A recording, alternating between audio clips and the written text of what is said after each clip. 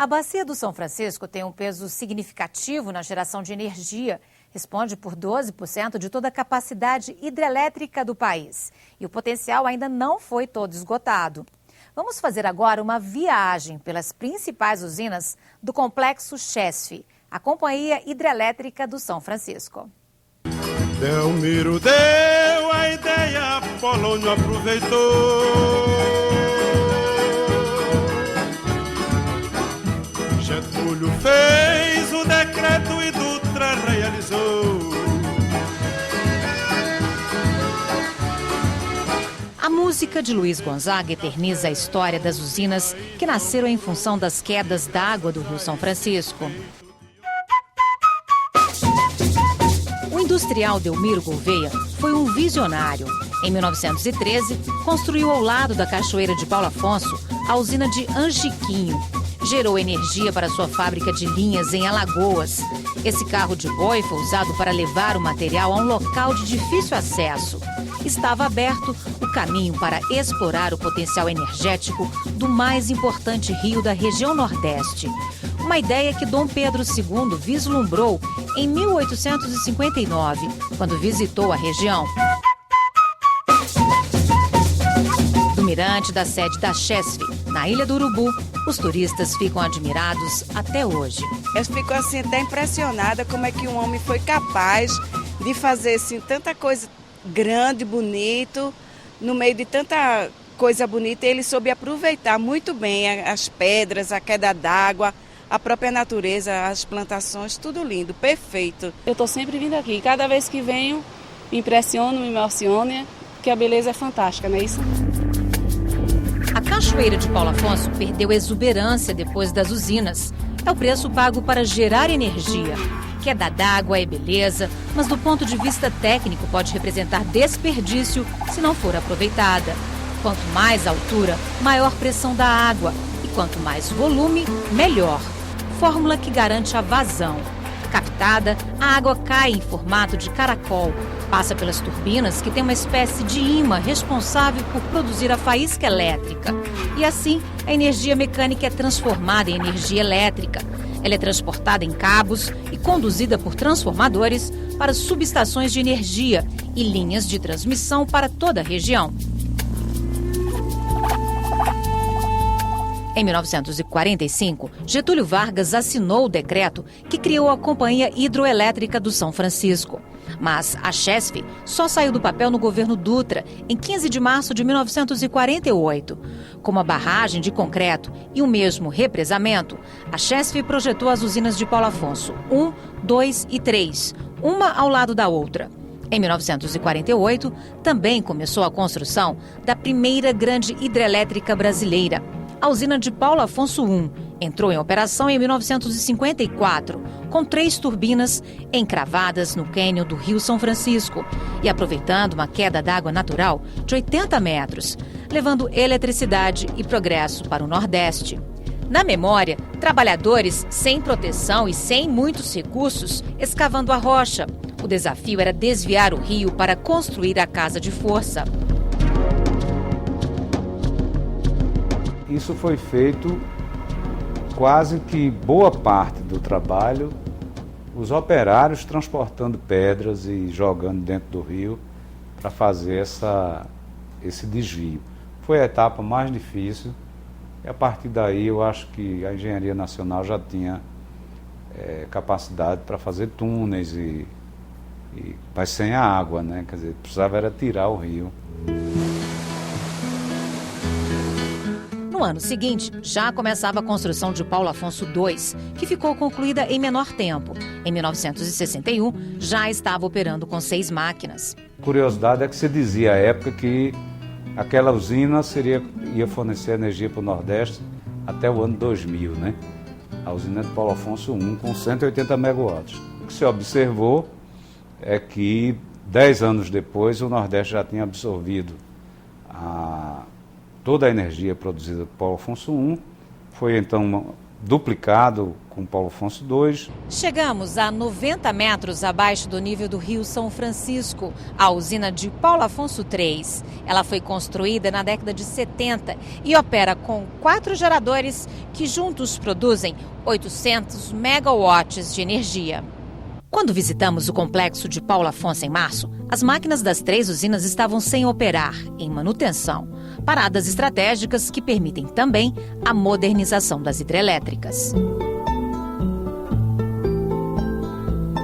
Esta é a sala de comando, onde os técnicos monitoram dia e noite a operação de 13 geradores das usinas mais antigas, Paulo Afonso I, II e III. Desde 2007, o sistema foi todo modernizado e hoje é operado de forma digital. Tecnologia brasileira que permite mais precisão para detectar os problemas, facilita a operação e manutenção dos equipamentos, o que antes era feito de forma manual. São mais de 100 telas que multiplicam as possibilidades de se identificar os defeitos e sinalizam tudo o que ocorre em cada parte da usina. O regulador de velocidade, de tensão, a tomada d'água. Cada usina daquela tinha um grupo de operação que ficava ali dentro da caverna. Cada vez mais, os sistemas digitais permitem você monitorar mais a instalação em ambientes mais agradáveis para se trabalhar. Na parte externa, outros sinais da evolução da tecnologia. Esta ponte metálica é uma construção dos anos 50. A função dela está no piso. Serve para conduzir centenas de cabos elétricos com todas as informações importantes da usina de Paulo Afonso, que está no lado da Bahia, para subestações de energia do outro lado. Lá é Delmiro Gouveia, em Alagoas. Com a modernização, esta função da ponte está sendo desativada e tudo que passa por aqui vai ser conduzido agora por apenas 2 cabos de fibra óptica.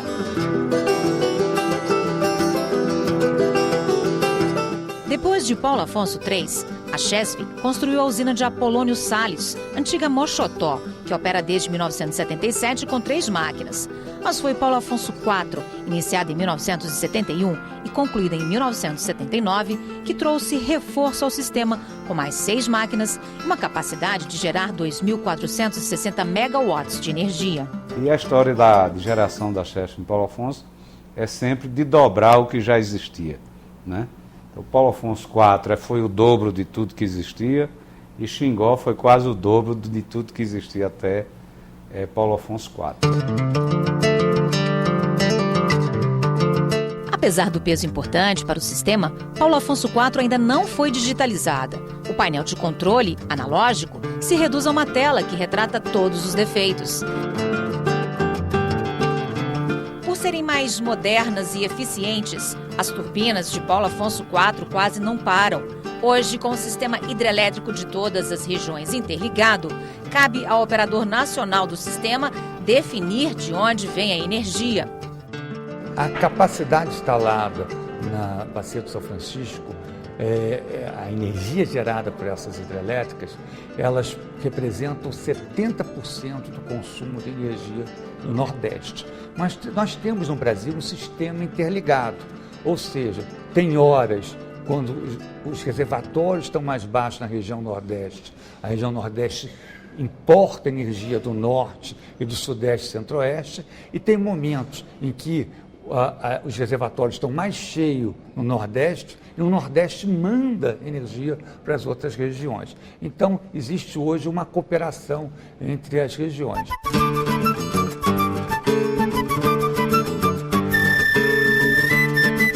A 50 quilômetros de Paulo Afonso foi construída em 1979 a usina de Itaparica, que passou a se chamar Luiz Gonzaga, em homenagem ao rei do Baião. Ela fica em Petrolândia, em Pernambuco, e opera desde 1988 com 6 máquinas que produzem 1.479 megawatts de energia.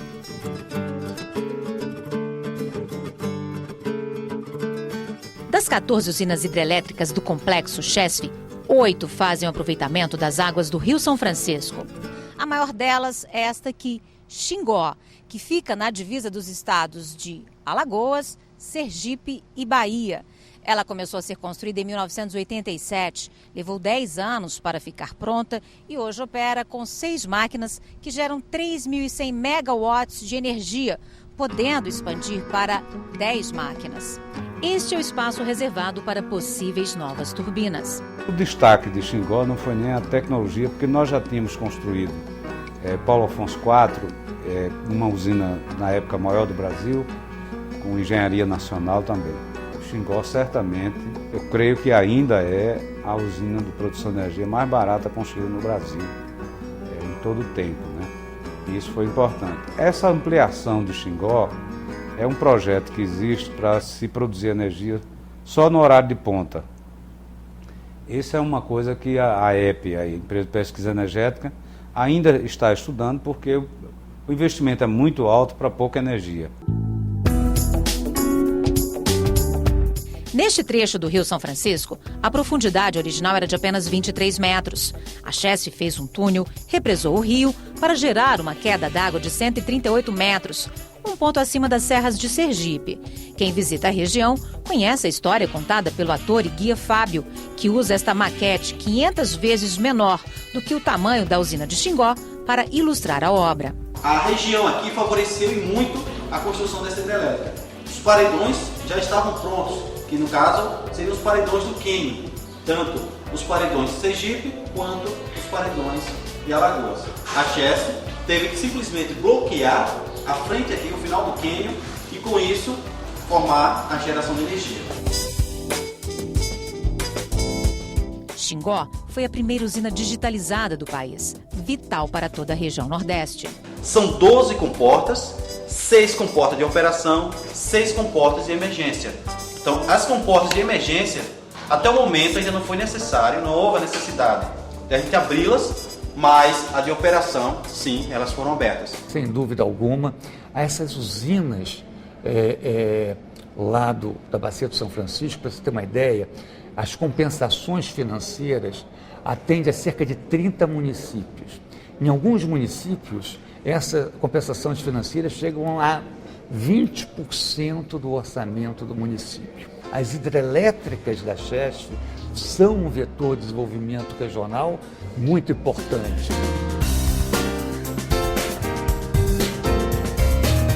O sistema Chesf responde por 22% da produção nacional de energia. Das 8 usinas da Bacia do Rio São Francisco, a usina de Sobradinho, na Bahia, é a que tem o maior reservatório de água. O Lago de Sobradinho é estratégico para todo o sistema. É ele que garante a água para gerar energia nas outras 7 usinas. O reservatório oscila de acordo com a quantidade de chuva e os períodos de seca e foi concebido para suportar até 2 anos de estiagem.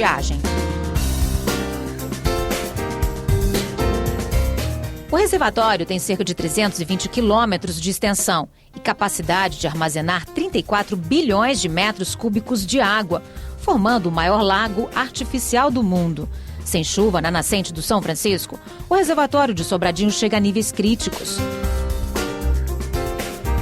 Se não fosse Sobradinho e Itaparica, mesmo com todo o parque que tem Paulo Afonso e Xingó, nós estávamos produzindo a metade da energia que o rio produzia para nós. Então, naquela ocasião, foi muito importante a construção do reservatório de Sobradinho, que guarda a água no inverno e mantém a geração de energia por todo o ano e mantém outras atividades com o uso da água na região.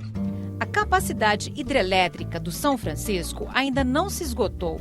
Existem 3 projetos em estudo para o rio. Mas o Brasil investe em tecnologias alternativas e na construção de usinas mais eficientes com impacto ambiental menor, como o de Belo Monte, no Rio Xingu, no Pará.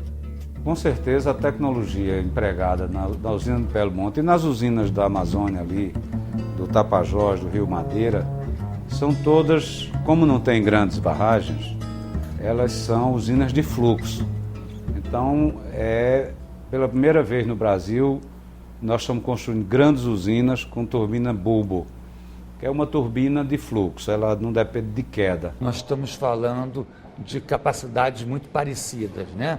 10.700 megawatts no São Francisco, 11.000 em Belo Monte. Mas em termos de geração de energia, como tem reservatórios nas usinas Nordeste, as usinas do São Francisco, elas gerarão e geram mais energia do que Belo Monte. Uma usina hidrelétrica tem uma vida que ultrapassa 100 anos. O Brasil teve uma sorte muito grande de ter essa riqueza e tem que saber explorá-la bem, explorá-la de maneira sustentável, minimizando aos máximos o impacto sobre a população, sobre o ecossistema local e tentando maximizar os benefícios que essa fonte pode trazer para o país.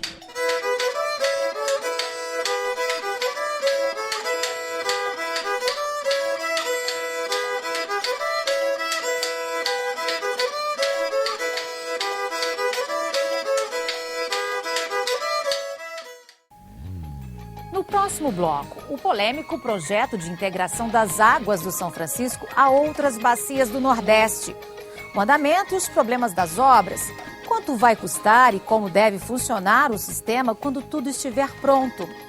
O Repórter Senado volta em instantes.